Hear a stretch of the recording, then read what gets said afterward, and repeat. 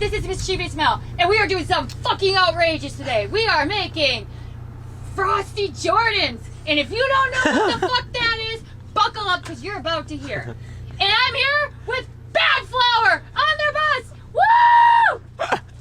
Frosty Jordans. I can't.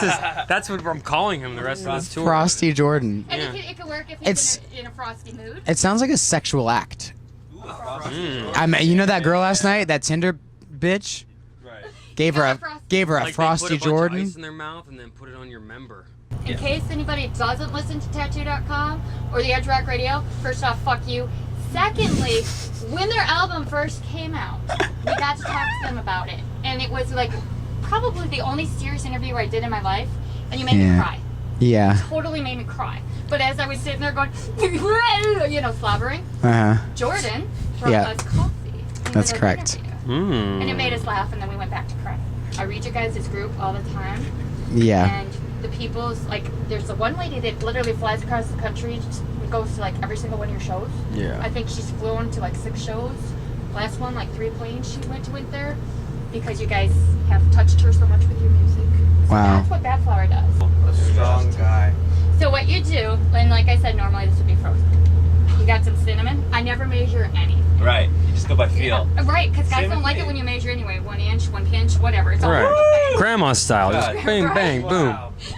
Have to have it. Awesome It's not about really this, bad. Another hack you can do, because I Wow. don't eat ice cream anymore, is you take this, Oh, you sugar pour it in a free. dish, you stir it with some cinnamon and PB2 powder, you freeze that shit, it comes out like ice cream. Throw a banana in there, it's like fucking Whoa. Christmas in your mouth. Woo! Best thing you'll ever have. I love Christmas in my mouth. I know, right? Christmas Be all the biggest year. banana you ever swallowed. What? Whoa! Dang. This is the portion where we say, kids not allowed, mom's cooking. Peeled or unpeeled? Mom's cooking. Peeled or unpeeled. I'm exhausted. We did a show in LA last night that was like sold out and crazy. Was it Dead Poets? Poets Dead Poets Society is and supporting. Weathers. Yeah. I have a friend that's a super fan of that band and you guys. They're awesome. So I Yeah. got texts last night like, oh my god, my 2 favorite bands on stage. Why aren't you here, Mel? I'm like, You should have been there. It Yeah. was an epic show. I just watch videos. I just imagine this exploding It's always everywhere. the wrong Oh, thing. please don't let that. It's happening. Oh my god. It's working! It's happening. This is like an old school blender. 88 miles per hour. This is like It's alive! vibrator, right? I mean, how would I know that? Who wants to pour? Because you guys got bits I'll on. pour. I'm not pouring. I'm not I'll pouring. pour. Okay. And then you can try. Towels just in case. We're good. We're good. Mom is. All right, let's see this pour. Let's see this Pittsburgh pour. Solid. It smells amazing. Ladies first. Who you calling the lady? Thanks. Yeah! Oh, you see what I did there? Oh, it's funny. Oh, I enjoyed there you it. go. Dang. Yeah, I gotta hear the sip. Is it good? Sip again. Joe doesn't even like coffee. So if he likes it. Here, out. Oh man, Very that's own good. parcel. Yeah, and you could throw Tastes figs like in a there. chocolate Wow, Honey this in is- there, which I did not because of the vegan. We don't do honey because we're vegan. Wow. Thank Smell. you. And she gets a cup For too. me. Yes. And then we're gonna do like a whole, most people are getting drunk here, but That's real good. Wow, That's real good. cheers, Cheers. everybody. Yeah. Cheers. Frosty Jordan. woo! So that's Too a- bad Jordan's not here to so that's a enjoy Frosty Jordan. So there you go. That is a Frosty Jordan. Cheers. Cheers. Thank you very much. It's delicious. I think Thank Jordan you. would like this too because it's, He would. Yeah, it's we'll super save some sweet. for him. Race one out to him. For the kids at home and my special best friends in their aprons. What does it say? I like this. I want to keep this. Life is short, make it sweet. Yes, Joe's that's motto. Cute. Coffee red meow. Coffee right now. Coffee Red Meow, watches. And Mine's Joshua the Serial Killer. Bunch of death. Yeah, a lot of death on For the mine. vegan. For the vegan, because of Hannibal Lecter, I thought, oh, this all is so people. him. Yeah, Yeah, a people eater. That also too can be. I would rather eat people than animals. I think. You heard it here Tell first. What do you got on? Happiness is only a cupcake away. I don't even like cupcakes. You take Hello. your coffee, any kind of flavors. What I've got in there is a caramel blend, a vanilla, and a hazelnut.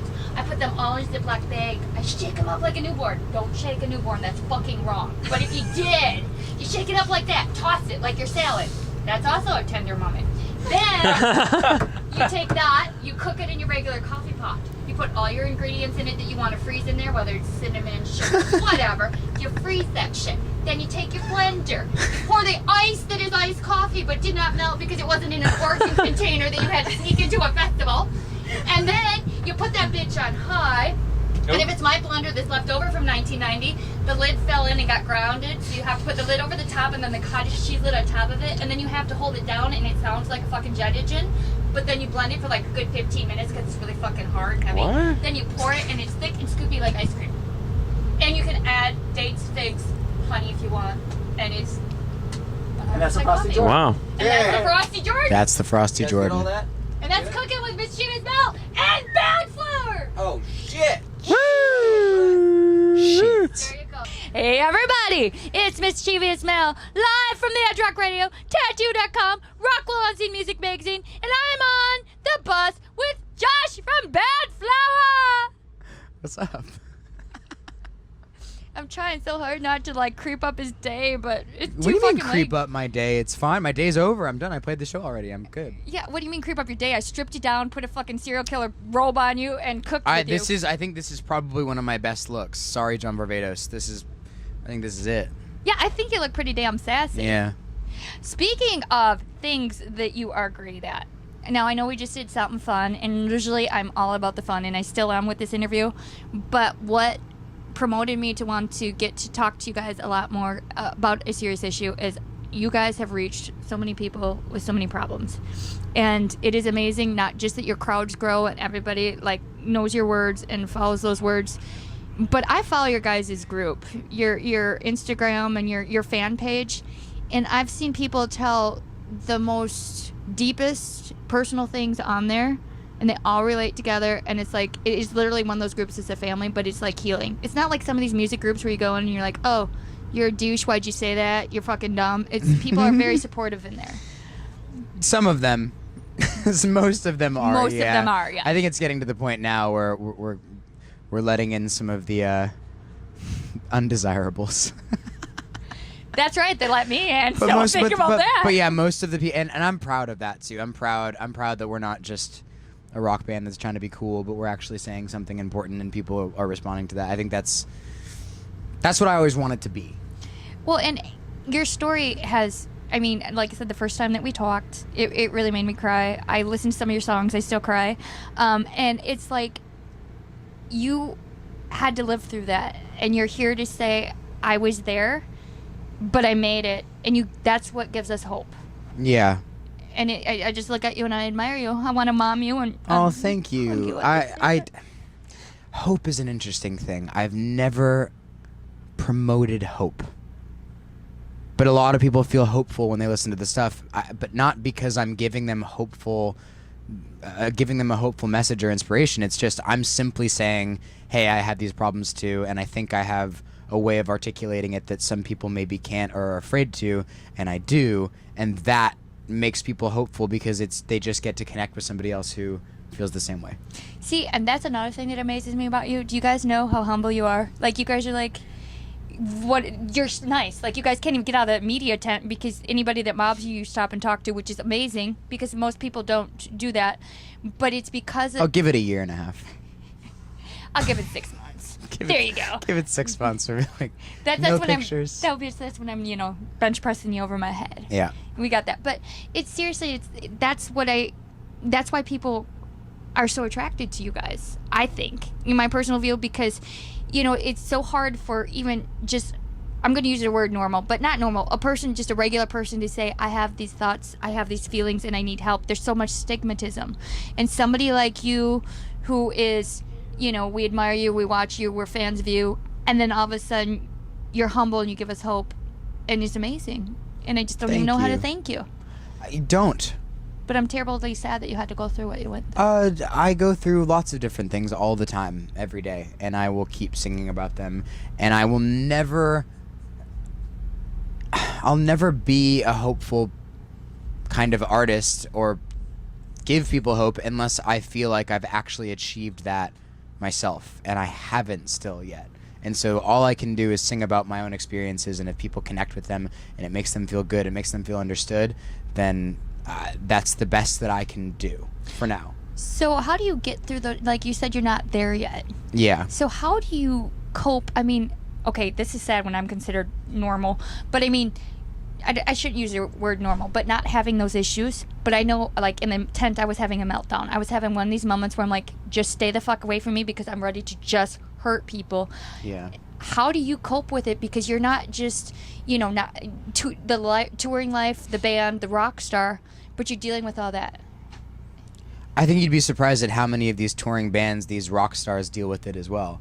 And I think most of them try to paint this picture themselves because they think they are meant to be a certain way and be perceived a certain way. And that would drive me mad if I had to hold up this front like I was always fine, like I was always partying and living the life and having, I have those moments where I am that way, but for the most part I'm pretty honest about how I'm feeling any given moment, and just being able to be honest and knowing that people who follow our band and our friends and family and everybody embrace that and aren't like, they just embrace it, so it's easy. That's what makes it easy to cope. So what advice would you give to anybody, whether in the business or out of the business, struggling with it? I mean, what triggered you to say, I need help? Besides, the obvious where you tried to do what you tried to do.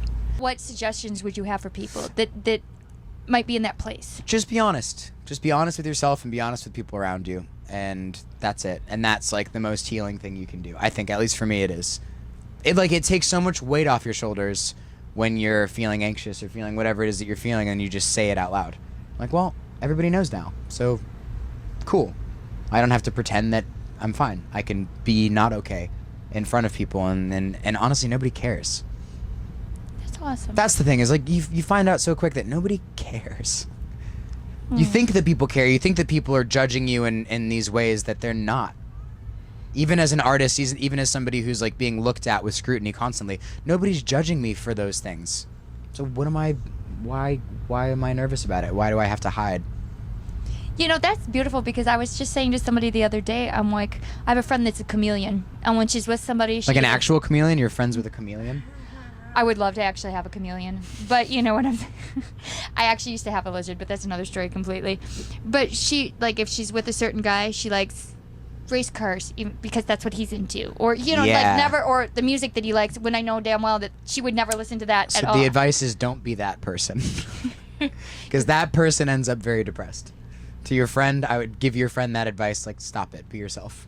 See, and I tried that with her. I'm like, just be whoever the hell you are, whoever that is. But I'm to the point, I'm in my 40s, I've known her since high school, and I don't even think she knows who she is in her 40s. Yeah, but that's a real thing. A lot of people don't know who they actually are. So what advice do you have to get for people to find that? I'm asking you like you're the magic 8 ball. Yeah. I don't even know that I know entirely who I am yet. I think I'm learning bits and pieces as I get older. I think maybe on my deathbed I might be like, all right, I think I figured it out. Like, this is who I actually am. But you have to sort of pick up pieces from the world and decide the things that you like and that you don't like, and look at other people that you admire and mimic the things that you admire about them, but then also shift that into a version that makes sense for you. I think that's a lifelong journey. Is discovering who you are, and the harder that you try, the more effort that you put into that department, I think the happier you're going to end up being in your life. Well, you know what? I really appreciate you literally ripping your soul open with me after I, fucked with you like a little drunk kitten over there, which is always fun. And I love you guys so much. We love you too. And oh my God, I this is surreal. Like, I can't even believe. Like, stop it. I just can't believe it. Fangirl here. But that being said, what you said is really serious, and I really, really do appreciate you sharing not with just me, but with those people that need it. So, of course. Cheers to you, and cheers to Badflower, and thank you. You're very welcome, and cheers to you too. Aww. This is Josh from Badflower, and you're watching Tattoo.com, motherfucker.